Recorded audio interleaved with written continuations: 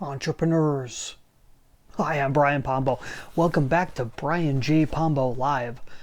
Today we're continuing on with our series of headlines, talking about the 35 proven formulas for writing headlines written by John Caples in his book, Tested Advertising Methods. We're on number 28 today. And this is a very simple one, but it has a particular history behind it and has a certain psychology about it. And this is one it's not the most obvious right off the bat, and it's unusual, but it's important to get an idea about it. I'm sorry, I've got a little bit of a sniffle because I was outside. We were outside having a little fire pit, and so my hair's all out of whack, everything else. So I got my baseball cap on. And we're getting ready for the season. As you can see, we're getting all the decorations up and everything else. So it's funny how that works. But you'll notice the title of this video and the title of this podcast episode is a one-word title. This comes directly from John Caples. Number 28, he says, use a one-word headline. That's unusual, isn't it? It's not a typical thing you'd see. Hear what he says about this. He says, advertisers who run small ads are sometimes able to find a single word that can serve as a headline. This method is successful if the single word is meaningful and selects the right audience. So do you have a word that does that? That's the real question. The method has the advantage that the single word can be printed in big type and thus give big display to a small ad. So if you have a very small amount of space in which something with a single word will gain more attention because you have, and does it hit directly to the point? Does it hit your audience? Is it the type of thing that will pull somebody in? You can take it for granted that these one-word headlines are effective. Otherwise, mail order and patent medicine advertisers would not continue to use them year after year. And you saw this a lot with paper advertising and so forth, when you would buy like a small area inside of a magazine or inside of a newspaper and a classified ad, and you only had a little bit of space. If you can hit directly with one word, it can pull people in. You can say the word and then basically say what it is you're selling and give a phone number or an address for them to write for more details.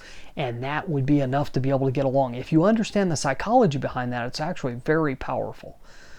If you know that the absolute minimum that you can use to get attention and to get the right kind of attention, to get the right type of person that you're looking for, then that is mastery over your marketplace.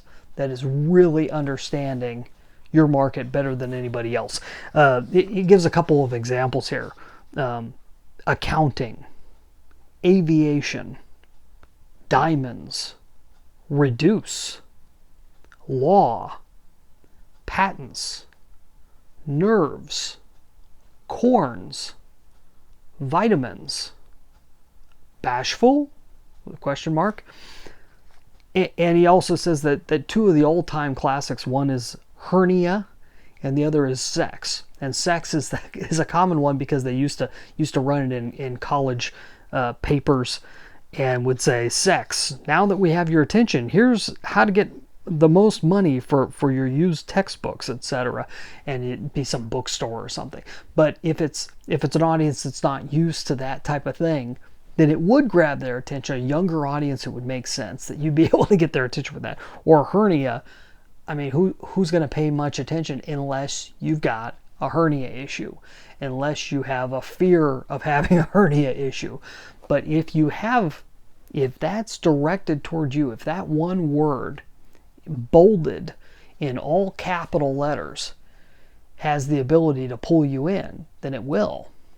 I'm not saying the word entrepreneur necessarily brought you in here, but I would be interested to find out if this is your first video you've seen in this series and you haven't seen any of my other videos, but you saw the word entrepreneur and you clicked on it just to see what would happen, then I'd love to hear from you. Just put a little comment down below wherever you're watching this. One word headlines has that type of magic. And tomorrow's video Tomorrow's podcast is going to be very similar. So you want to tune in tomorrow for number 29 of the 35. We're getting real close to the end of this series of the 35 proven formulas for writing headlines. If you have found this interesting, if you're wondering, okay, but how would I actually use this? How would this actually come to benefit me? I'm going to recommend you check out my book, 9 Ways to Amazon Proof Your Business. You can get a free copy at amazonproofbook.com.